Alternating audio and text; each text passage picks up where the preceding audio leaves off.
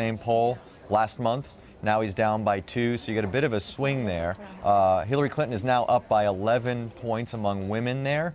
And even though 69% said that they weren't affected by the video, 14% said it did change their mind. So I think what we're seeing here, again, is a bit of erosion among women and among voters of Trump's support.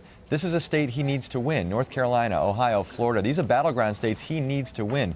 His path to an electoral college victory is extremely narrow, and it requires winning in a state like North Carolina. So as these controversies pile up, and he's losing support within 26 days of the election, that's not a good trajectory you want to be on. Well, we learned that Trump's campaign is relocating out resources from Virginia to North Carolina. What does this tell us about their strategy, Steve, leading up to Election Day?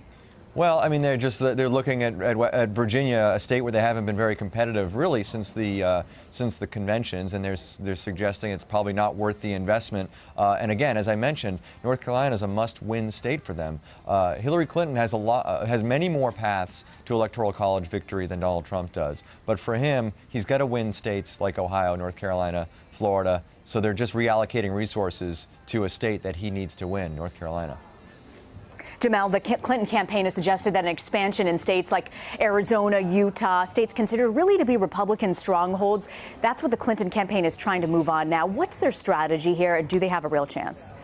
I think they do have a real chance. Their strategy clearly is to take advantage of the fact that in states like Virginia, in Pennsylvania, increasingly in states like Florida, they are building the kinds of leads that are very difficult to surmount for the opposing campaign this close to the election. And they're also trying to expand the map, force Trump to defend territory that he shouldn't really need to defend as a Republican candidate.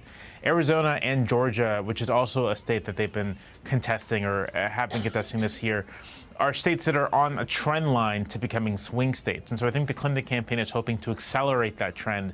And in Arizona and Georgia, and in both of them, where there are large numbers in the former of Hispanic voters and the latter African-American voters, I think there's a very good chance, should Clinton maintain her 7 or 8 point leads in national polling, to win those states. We don't have much recent polling from them, so it's difficult to say how close she is to accomplishing that, but it's definitely on the table. In the case of Utah, this is a place where the state's Mormon population, which is very large, it's very hostile to Trump. And it's a place where the sort of other independent candidate in the race, Evan McMullin, is doing a great job of splitting the Republican vote, drawing away from Trump. And so I think the Clinton plan there is not even to try to win the state so much as to further split the vote between her, Trump, McMullin, and Gary Johnson, who's also doing quite well, and create a scenario where either Johnson or McMullin ends up winning that state, that's depriving Trump of those electoral votes and forcing him to make them up in other places.